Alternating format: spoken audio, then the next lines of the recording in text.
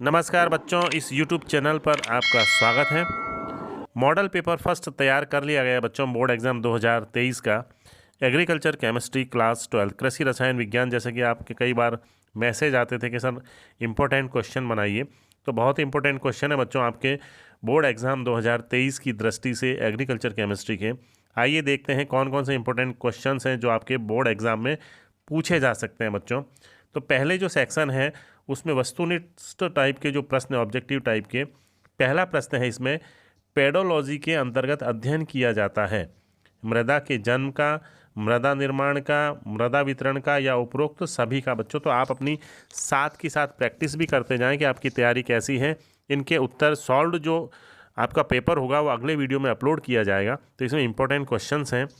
अगला क्वेश्चन है ह्यूमस में कार्बन नाइट्रोजन अनुपात लगभग होता है 10:10, 10:1, 0:10 या 1:1। अगला जो प्रश्न है बच्चों वो है कोलाइट रसायन के जनक माना जाता है वीवी डॉकुचेव, जेनी, थॉमस ग्राहम या जॉफे। इंपॉर्टेंट क्वेश्चन अगला, निम्न में से सबसे अधिक सीईसी किसकी होती है कियोलिनाइट, ह्यूमस, क्लोराइड या एलाइट। अगला क्वेश्चन, पीएच तथा पीओएच का योग सदैव होता है 10, 14, 8 या 12। अगला क्वेश्चन, केंद्रीय मृदा लवणता अनुसंधान संस्थान स्थित है, बहुत इंपॉर्टेंट क्वेश्चन है, नागपुर, कानपुर, करनाल या भोपाल। अगला प्रश्न, किस नाइट्रोजन धारी उर्वरक में सबसे अधिक नाइट्रोजन पाई जाती है अमोनियम उर्वरक, नाइट्रेट उर्वरक, एमाइड उर्वरक या यूरिया। 4 ऑप्शन है आपके सामने बच्चों। अगला प्रश्न, केंचुए की प्रजाति जो भूमि की 1 से 3 मीटर की गहराई पर रहते हैं उस प्रजाति का आपको नाम बताना है एपिजिक, डायोजिक, इंडोजिक या एक्सोजिनिक। ठीक है बच्चों, ये 4 ऑप्शन है आपके सामने। अगला प्रश्न, दूध में दुग्ध वसा को सुरक्षित रखने में सहायक होता है कैसीन, लेसिथीन, ग्लोबुलिन या एल्बुमिन। ये 4 ऑप्शन है आपके पास। अब जो प्रश्न पूछे जाएंगे बच्चों इसके अलावा वो है रिक्त स्थानों की पूर्ति कीजिए। एक एक नंबर के प्रश्न हैं ये भी।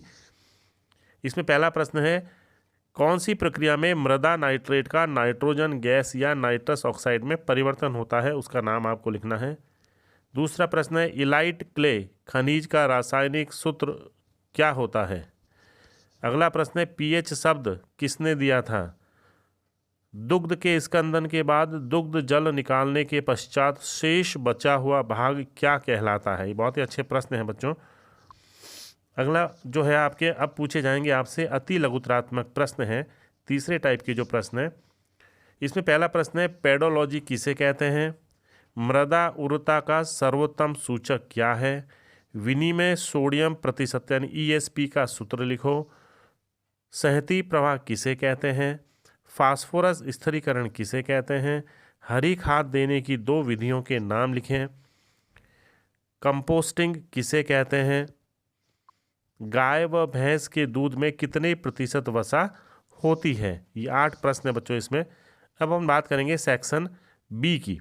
इसमें लघुतरात्मक टाइप के प्रश्न हैं। ठीक है बच्चों, तो इसमें जो इंपॉर्टेंट क्वेश्चन है पेडोटर्बेशन से आप क्या समझते हैं, मृदा उत्पादक खनिज पदार्थों का रासायनिक संगठन के आधार पर वर्गीकरण कीजिए, आपको इसका क्लासिफिकेशन करना है। अगला क्वेश्चन है धनायन विनिमय की क्रियाविधि समझाइए तथा आवश्यक चित्र बनाइए। धनायन विनिमय से पौधों के पोषक तत्वों की प्राप्यता किन बातों पर निर्भर करती है। लवणीय और क्षारीय मृदाओं में कोई 3 अंतर लिखिए, आपको कोई 3 अंतर इसमें लिखने हैं। अगला प्रश्न है लवणीय जल का उपचार किस प्रकार किया जा सकता है, समझाइए। पाइराइट्स क्या है, नाइट्रोजन के लिए सांकेतिक पौधे कौन से होते हैं। बहुत इंपॉर्टेंट प्रश्न है बच्चों ये। अगला प्रश्न है पादपों में क्लोरीन की कमी के लक्षण लिखिए। पौधों में आवश्यक पोषक तत्वों के विशिष्ट कार्य लिखिए। मृदा में निरंतर यूरिया के उपयोग से क्या प्रभाव पड़ता है। इस प्रकार की मृदाओं को सुधारने हेतु मृदा सुधारक का नाम लिखकर रासायनिक समीकरण द्वारा समझाइए। तो बच्चों ये बहुत इंपॉर्टेंट क्वेश्चंस हैं आपके बोर्ड एग्जाम की दृष्टि से। अगला प्रश्न है डाई अमोनियम फॉस्फेट का संगठन तथा गुण लिखिए। सिंगल सुपर फॉस्फेट के कोई 3 गुण लिखें। तो ये बच्चों सेक्शन बी के क्वेश्चंस थे। अब अपन सेक्शन सी की बात करते हैं। इसका जो इम्पोर्टेंट क्वेश्चन है, जीवांश में उपस्थित कार्बोहाइड्रेट के विच्छेदन को समझाइए। इसके अथवा में भी प्रश्न पूछे जा सकते हैं। ह्यूमस के निर्माण की प्रक्रिया को समझाइए। दोनों ही बहुत अच्छे प्रश्न हैं। कॉलॉइड्स किसे कहते हैं? अकार्बनिक मृदा कॉलॉइड तथा कार्बनिक मृदा कॉलॉइड में कोई 3 अंतर लिखिए। इसके अथवा का जो प्रश्न है, मृदा कॉलॉइड्स में विषमांगता को समझाइए तथा समाकृतिक विस्थापन से आप क्या समझते हैं। ठीक है बच्चों। अगला जो प्रश्न है, मृदा का पादप रोगों तथा घासों पर प्रभाव को समझाइए। मृदा पीएच का, यानी मृदा के पीएच का पादप रोगों पर और घासों पर क्या प्रभाव पड़ता है, इन बातों को आपको समझाना है। इसके अथवा में जो प्रश्न है, उभय प्रतिरोध से आप क्या समझते हो? जल का आयनिक गुणनफल KW को समझाइए। अब सेक्शन डी की अपन बात करेंगे बच्चों। बहुत ही इंपॉर्टेंट क्वेश्चंस हैं, निबंधात्मक टाइप के प्रश्न इसमें पूछे जाते हैं। इसमें जो प्रश्न है, जैविक खाद तथा उर्वरकों में कोई 4 अंतर लिखिए। नाइट्रोजन स्थिरीकरण करने वाले जैव उर्वरकों को समझाइए। इनको आपको समझाना है। इसके अथवा में जो प्रश्न है, गोबर की खाद से क्या तात्पर्य है? इसमें कौन कौन से पोषक तत्व पाए जाते हैं? गोबर की खाद तैयार करने की संशोधित गड्ढा विधि को समझाइए। इस विधि को आपको समझाना है बच्चों इसमें। ठीक है। अगला जो प्रश्न है, दूध में पाए जाने वाले मुख्य अवयव कौन कौन से हैं, समझाइए। और इसके अथवा में जो प्रश्न है, पनीर किसे कहते हैं? पनीर बनाने की विधि को विस्तार से समझाइए। तो बच्चों ये इंपॉर्टेंट क्वेश्चंस थे जो बोर्ड 2023 में आपके पूछे जा सकते हैं। तो इंपॉर्टेंट क्वेश्चन थे बच्चों आपके लिए। आप इसकी तैयारी कीजिए और उम्मीद करता हूं कि आप अपनी तैयारी पर खरे उतरेंगे और बोर्ड एग्जाम में इनमें से आपके प्रश्न मिलेंगे जो आपके लिए बहुत ही हेल्पफुल होंगे बच्चों।